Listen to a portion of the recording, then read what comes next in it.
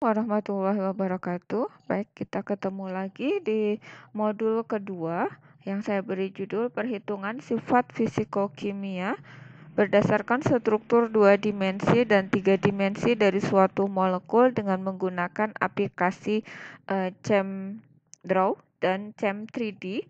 Tapi Chem 3D-nya sudah terkoneksi dengan Gaussian. Ya, karena kita nanti akan menggunakan fasilitas Gaussian interface. Baik, untuk senyawa yang akan saya coba praktekkan hari ini adalah vitamin C. Nah, vitamin C, kalau Anda tidak punya bayangan, saya dapat tugasnya mengerjakan vitamin C misalkan.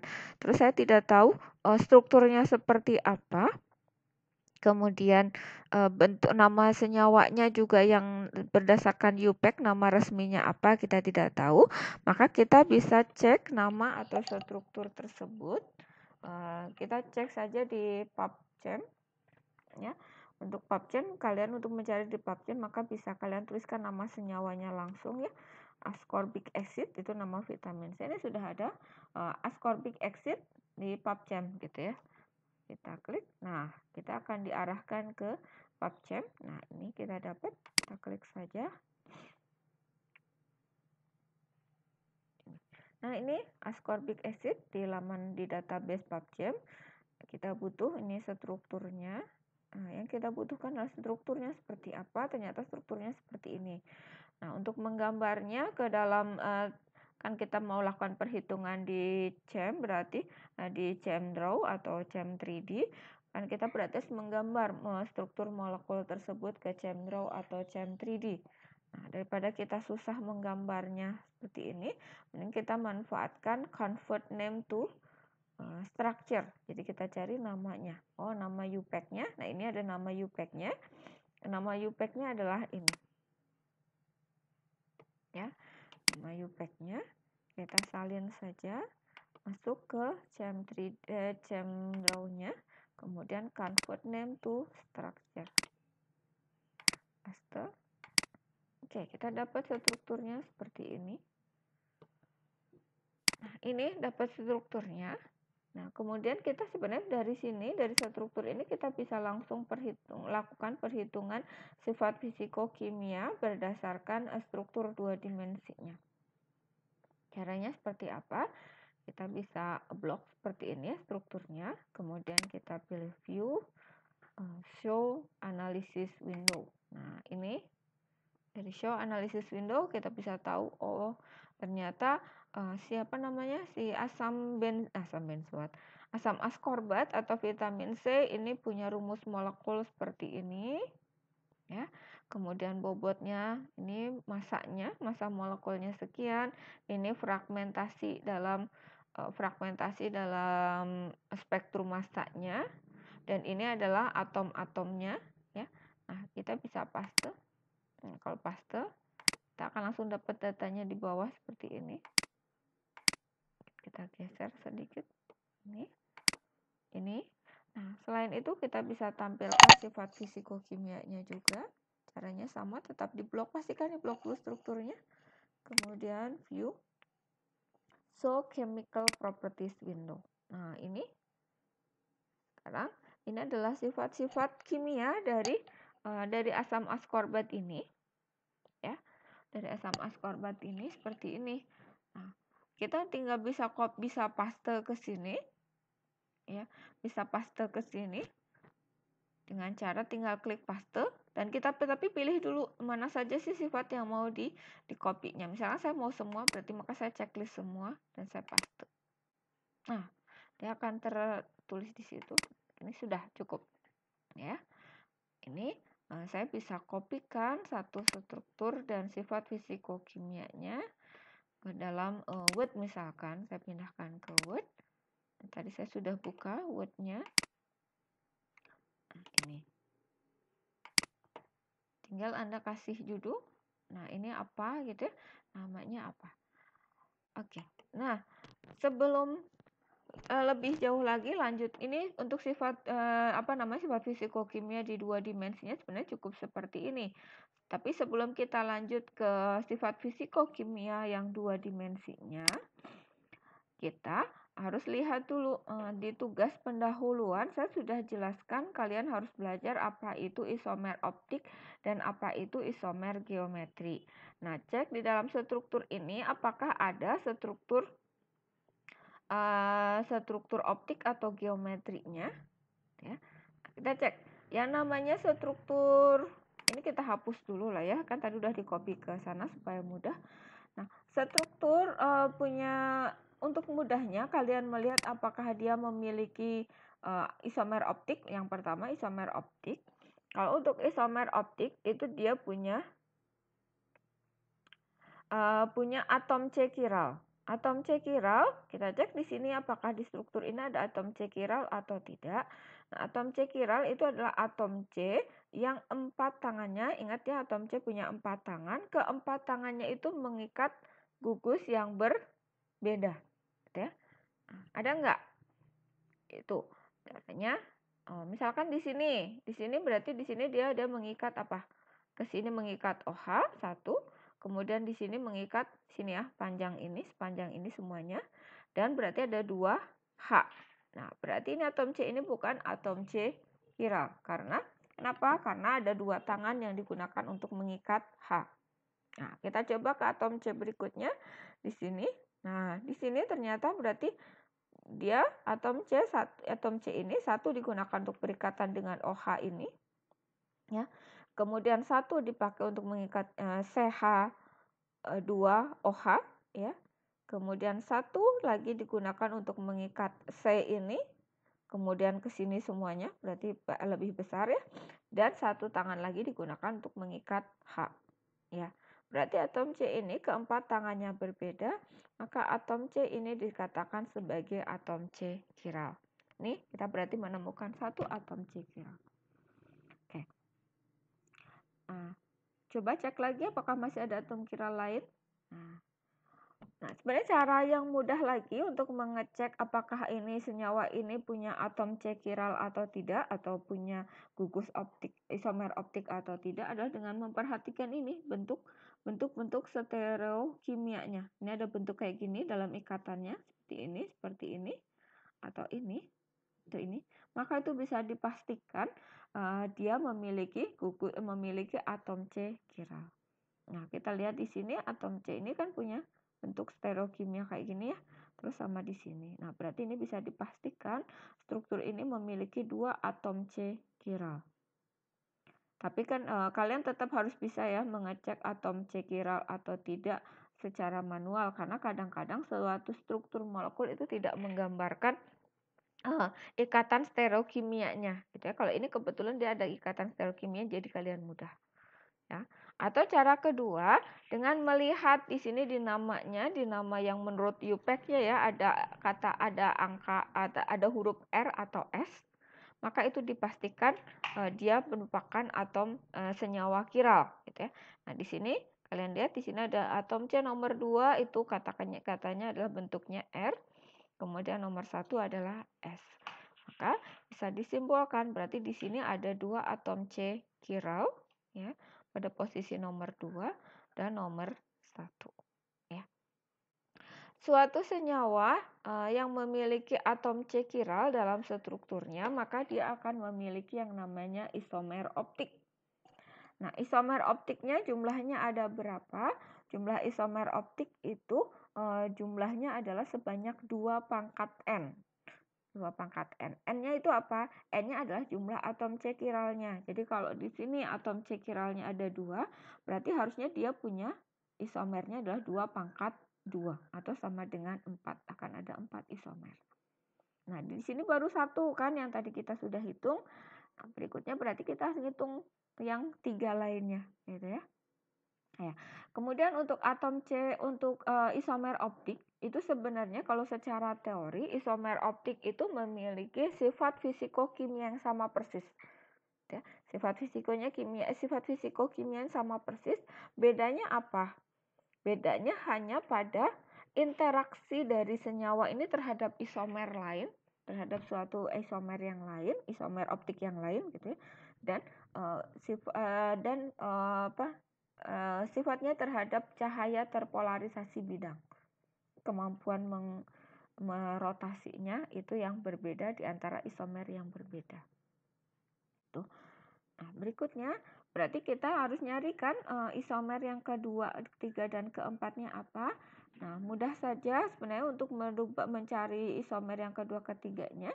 Kita tinggal nanti gantikan namanya. Kalau di sini isomernya R dan S, maka yang keduanya bisa saja dua-duanya R. Kemudian misalkan yang ketiganya adalah dua-duanya S, gitu ya, ini diganti S.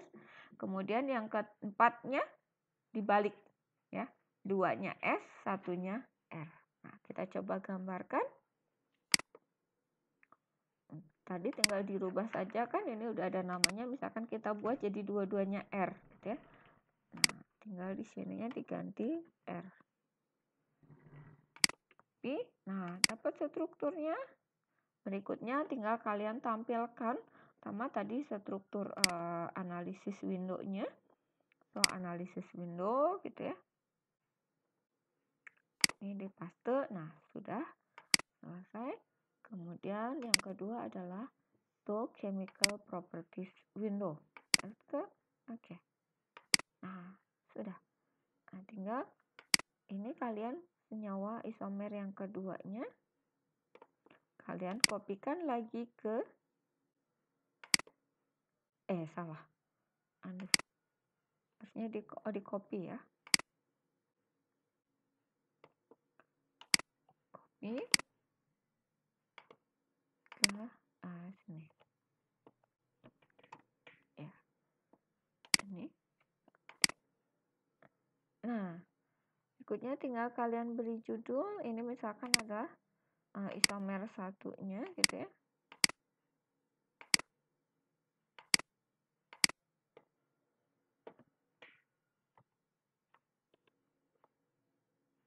Nanti kalian tinggal kasih judul ini isomer 1 dari asam askorbat atau vitamin C. Kemudian isomer 2, ini yang isomer 2-nya. Ya.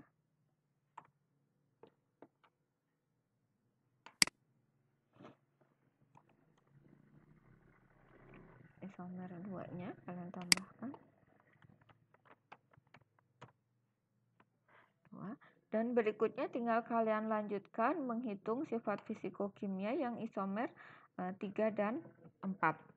Oke, itu tugas di 2 dimensinya selesai. Ya. Nah, berikutnya tinggal kita menghitung sifat fisikokimia dengan struktur 3 dimensinya. Kita hitung salah satunya dulu. Ini supaya mudah, ini sifat yang ini kita hapus saja. Tadi udah di-copy ya. Kan ini 2 enantiomer. Caranya kita lakukan kita blok salah satu senyawa atau salah satu struktur, kemudian kita copy ke kita buka yang CHEM3D-nya.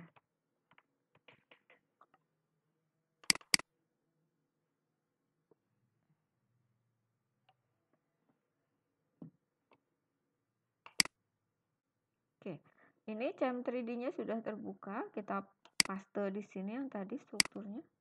Nah, sudah dapat strukturnya seperti ini. Berikutnya, sebelum kita melakukan perhitungan sifat fisikokimia dari suatu struktur dalam struktur 3 dimensinya, maka kita wajib melakukan yang namanya kalkulasi energi terendah atau minim. Caranya klik calculation, Gaussian interface, minimize energy. Ya, dan muncul seperti ini. Nah, job type-nya kita akan hitung minimize energy ya. Ini job type-nya ada macam-macam. Karena kita ingin menghitung energi terendahnya. Kemudian metodenya kita juga bisa pilih. Nah, di sini kita pilih saja AM1 supaya cepat ya perhitungannya. Nanti untuk metode-metode yang lain saya akan jelaskan di sesi kuliah gitu ya. Nah, tinggal di run.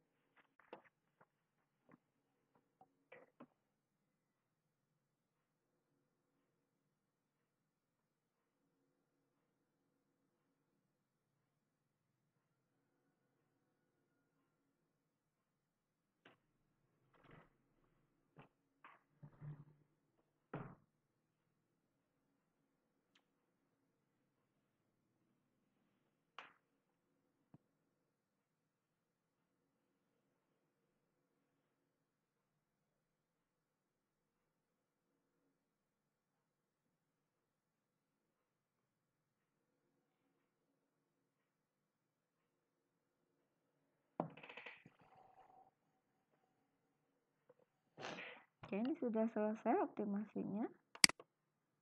Oke, nah kalian bisa catat energi terendahnya. Harusnya ada sih di sini.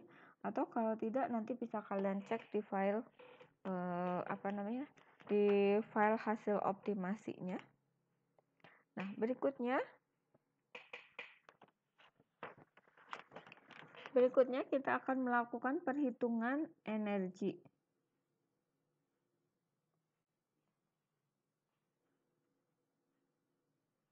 Nah, untuk melakukan perhitungan sifat fisikokimia, masuk lagi ke Gaussian interface, kemudian kalian bisa lakukan compute properties. Nah, compute properties-nya kalian bisa pilih.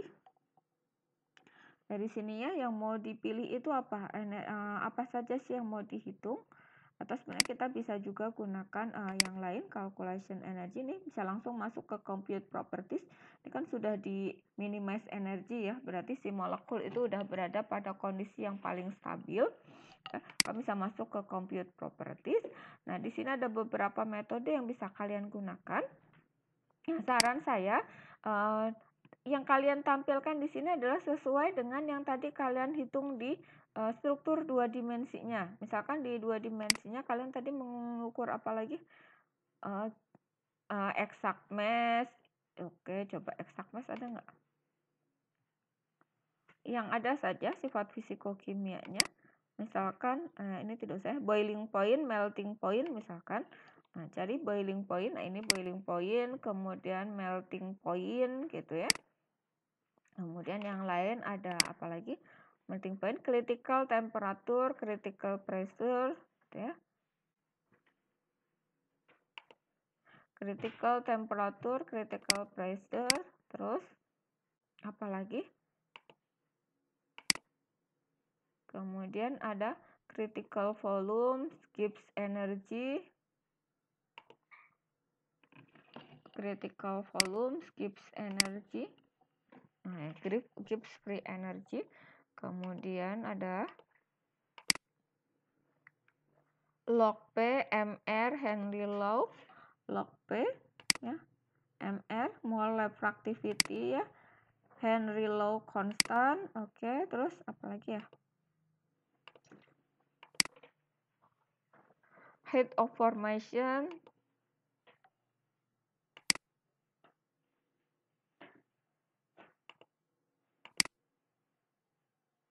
log P, MR dan lain sebagainya gitu ya.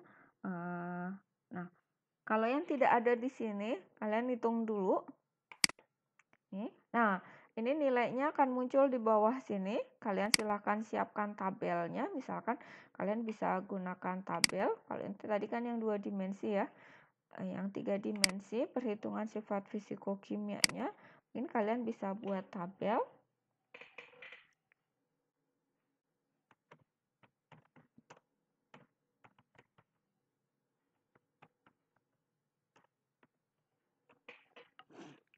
Kalian bisa buat tabel. Tabelnya mungkin bisa dibuat struktur ini. Insert. Silakan, kalian sebenarnya bebas ya mau seperti apa. Kebetulan ini kan ada 4 senyawa, maka saya bisa gunakan misalnya seperti ini. Di sini adalah isomer 1, isomer 2, isomer 3, isomer 4. Kemudian di sini sifat fisikokimianya.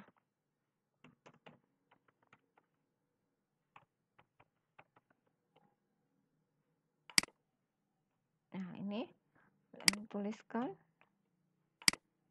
Nah, seterusnya ya. Misalkan di sini adalah melting point atau boiling point misalkan ya. Boiling point atau titik didihnya. Nah, nanti isomer 1 berapa, isomer 2 berapa, isomer 3 berapa. Ini semua sifat fisikokimia silahkan kalian tuliskan di sini. Nanti kalian bahas di akhirnya, bandingkan di antara isomer 1, isomer 2, isomer 3 dan seterusnya seperti apa. Dan nanti bandingkan juga antara 3 dimensi dengan yang 2 dimensi. Apakah ada perbedaan atau tidak. Itu ya untuk menghitung sifat fisikokimia. Nah, kalau misalkan di tadi ini kan dengan Cemprop Pro itu tidak ada, misalkan yang tidak ada tuh Celokpe itu atau yang lain gitu.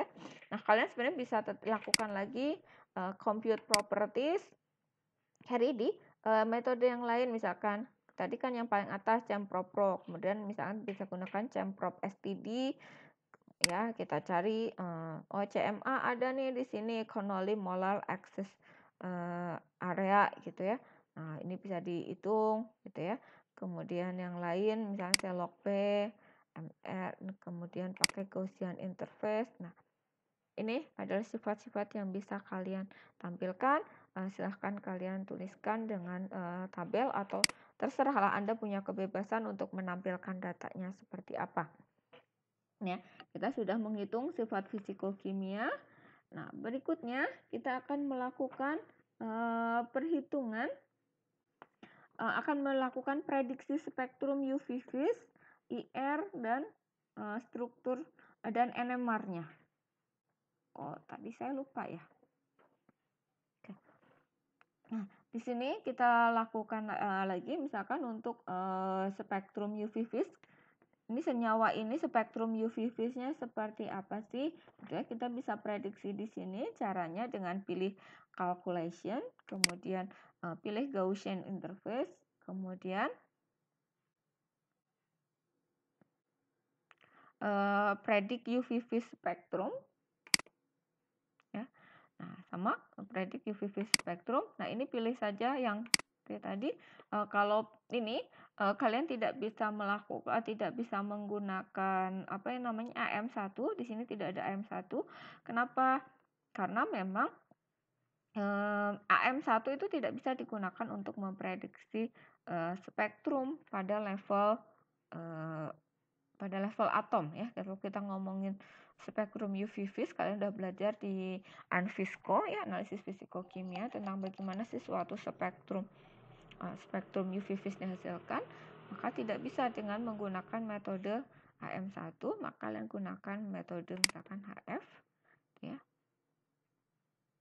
Oke, berikutnya nggak usah diganti, kalian tinggal klik run. Nah, tapi mungkin ini akan lebih lama perhitungannya ya, dengan menggunakan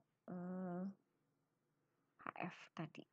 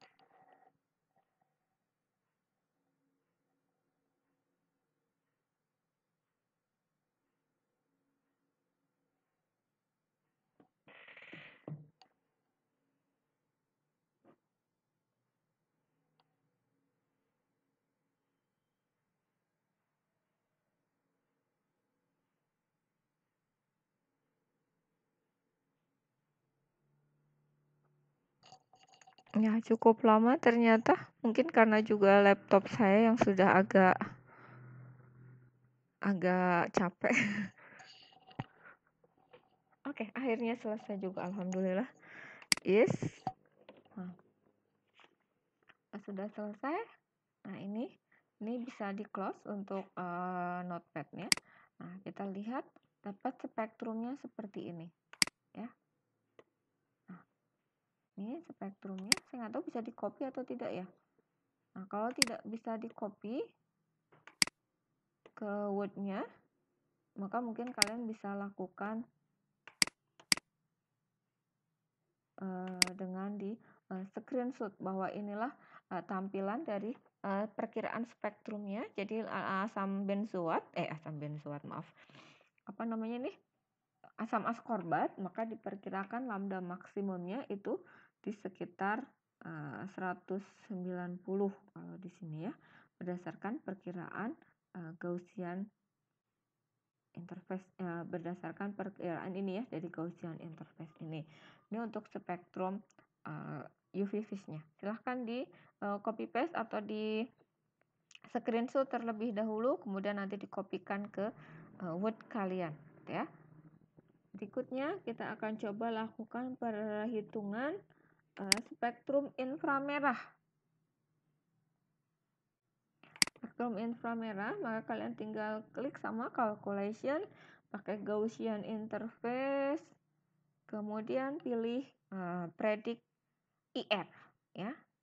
Nah, kita tadi bukan, jangan yang IR dulu, boleh IR dulu, IR. Nah, sama pilih metodenya. Nah, kalau IR kenapa bisa pakai AM1? Ya, karena IR itu kita kan kalian tahu ya, spektrum IR itu berdasarkan hanya dia memperkirakan ikatan pada level atom, jadi gugus fungsinya, maka bisa dihitung dengan AM1. Keren?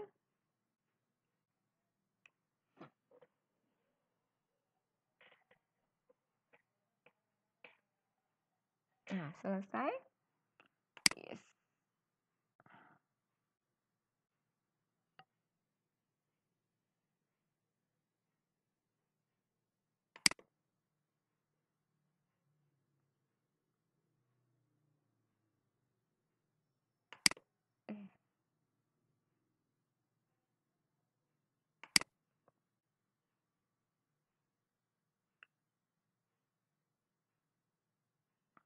Oke. Untuk menampilkan spektrum IR-nya, gimana ya? Saya lupa. Oke.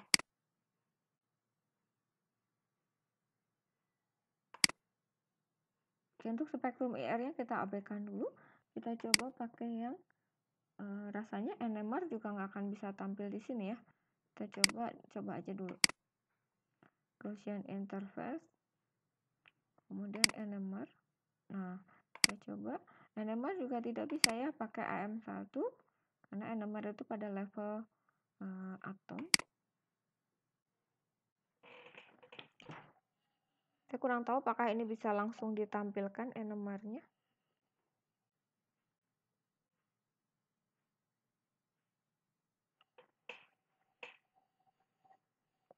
Baik, tadi sebenarnya di yang 2 dimensi, sambil kita menunggu ini ya, di 2 dimensi saya lupa ada yang terlewatkan, yaitu kita bisa memprediksi, kembali ke sini ya, jadi kita bisa memprediksi spektrum NMR, ya, spektrum NMR dari suatu molekul dari struktur 2 dimensinya.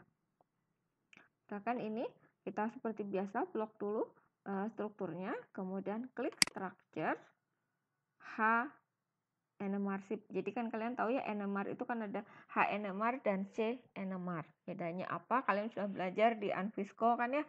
Nah, kita coba lakukan predik H NMR-nya. Jadi spektrum H NMR yang ini seperti apa? Nah, dapatlah ini spektrum H NMR-nya. Ya. Nah, spektrum H NMR-nya kita coba bisa kopikan.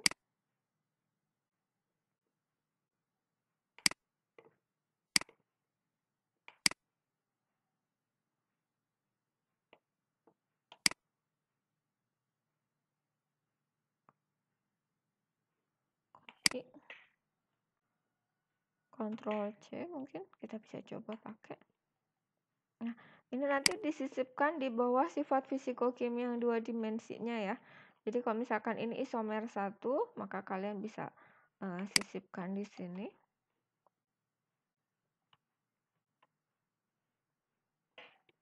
Oh, ini. Nah, ini kebetulan tadi Gaussian yang di 3D-nya sudah selesai. Kita Kita kembali ke 3D-nya dulu. Ternyata salah ya, struktur HNMR-nya. HNMR nggak seperti ini kan ya. Ini adalah struktur dari UV vis. Oh, ini HNMR-nya. Oh, ada ternyata. Ada, kita bisa predik ini HNMR-nya. Ini HNMR yang dihasilkan dari 3 dimensi seperti ini. Sementara tadi HNMR yang dihasilkan oleh 2 dimensi, bisa kalian lihat seperti ini. Nah, nanti bandingkan apakah ada perbedaannya. Kira-kira mana sih yang lebih baik gitu ya. Jadi ini spektrum HNMR, ini HNMR-nya gitu ya. Kemudian ini C, ini UV vis-nya. Oh, tadi berarti yang tidak ada adalah hanya spektrum IR-nya saja ya. Ini HNMR-nya ada. Oke. Nah, saya rasa untuk praktikum hari ini sampai sini. Jadi kalian tinggal membuat berikutnya karena tadi ada 4 isomer. Ada 4 isomer, berarti kalian harus melakukan 4-4-nya kalau kebetulan ada 4 isomer. Bagaimana kalau yang isomernya ternyata lebih banyak, isomer optiknya, misalkan ada 4 atom C chiral, berarti 2 pangkat 4. 2 pangkat 4 itu berapa? 2 pangkat 4 itu berarti 16 ya. 2 pangkat 4 itu 2 pangkat 2 4, 8. Oke, berarti sekitar 16 senyawa terlalu banyak, maka kalian tidak perlu mengerjakan semuanya, kalian mengerjakan min 4 saja. Kalau yang tidak ada isomernya, isomer optiknya, ya Anda beruntung gitu ya. Jadi Anda cuma mengerjakan satu struktur saja gitu ya. Tuh. Berikutnya, satu lagi adalah tentang bagaimana tadi adalah kalau contoh yang isomer geometri ya. Ini satu rangkaian praktikumnya selesai. Nah, contoh yang ada isomer geometri itu biasanya dihasilkan karena adanya atom C siklik. Jadi ada rantai siklik. Rantai sikliknya tapi tidak double gitu ya. Akan ada seperti ini. Nah, ini punya potensi kalau ada yang seperti ini, maka dia akan menghasilkan isomer siklik gitu ya. Isomer geometrik gitu ya. Pertama dia merupakan ada cincin siklik. Ya. Cincin siklik biasanya namanya siklo-siklo gitu, ada nama siklonya. Berarti di situ kemungkinan ada isomer geometrik. Nah, isomer geometrik itu namanya isomer cis dan trans. Oke, cis dan trans. Ini yang pertama dia punya ini. Kemudian yang kedua dia punya namanya ikatan rangkap. Ikatan rangkapnya dalam sistem alifatik atau yang lurus ya. Dan di sini kemudian ada struktur rangkapnya. Nah, yang sering terjadi seperti ini misalnya pada asam lemak tak jenuh, makanya ada istilah asam lemak tak jenuh cis dan ada asam lemak tak jenuh trans gitu ya. Nah, ini karena ada ikatan rangkap di dalam rantai karbonnya. Ikatan rangkap. Nah, ikatan rangkap ini kalau seperti ini sebenarnya secara cis dan transnya kita coba beri nama dulu ya kalau strukturnya seperti ini. Namanya adalah jadi satu lagi, kalau ini struktur seperti ini, jadi suatu cis dan trans itu disebabkan karena adanya di sekitar atom ikatan rangkap ini, atom yang diikatnya itu berbeda, atom atau gugus atomnya berbeda. Kayak ini, kan ikatan rangkap. Nah, di sini kan atom C yang di sini dia mengikat satunya CH3, satunya H gitu ya. Nah, berarti kan berbeda atomnya. Nah, terus kalau di sini juga sama. Di sini C yang di sini dia satunya berikatan dengan CH2 CH3, satunya digunakan mengikat H. Maka di sini berbeda kan ya, karena atom C-nya mengikat gugus fungsi atau atom yang berbeda, maka di sini melahirkan yang namanya isomer ya. Kita coba lihat dulu namanya apakah sudah sesuai isomernya. Convert structure to name. Nah, ini E. Ya, ini dikatakan namanya Ejegen. Sebenarnya kalau penten, jadi ini pentena ya, 2 penten, ini kan pentana. Pentana itu ada berapa atomnya? 1, 2, 3, 4, 5 ya. Pentana gitu ya, dari kata pentana. Tapi kan ada ikatan rangkap pada posisi atom C nomor 2, C-nya nomor 1, 2, maka 2 penten. Jadi pentana, tapi nomor 2-nya ada ena, ada gugus alkena atau ikatan rangkap ini. Nah, bentuknya E itu ejegen.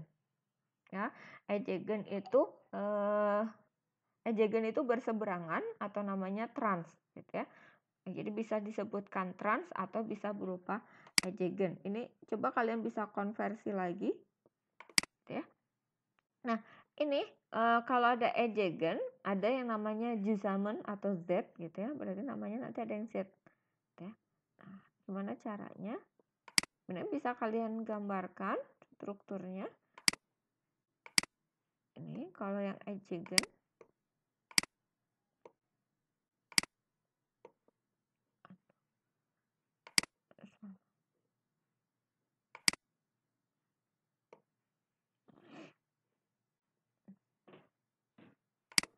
supaya lebih kelihatan, maka saya tuliskan ininya adalah,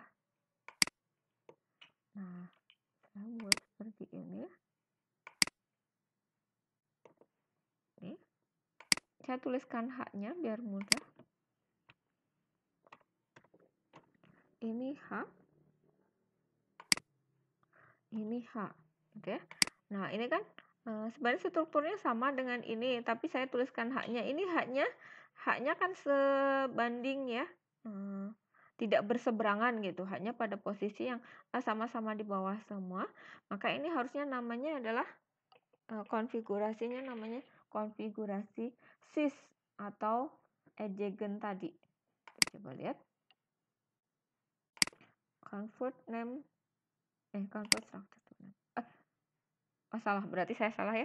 Ini yang searah berarti adalah Zusammen atau searah. Jadi hanya pada posisi yang searah. Nah, berikutnya kita bisa kopikan sebaliknya gitu ya.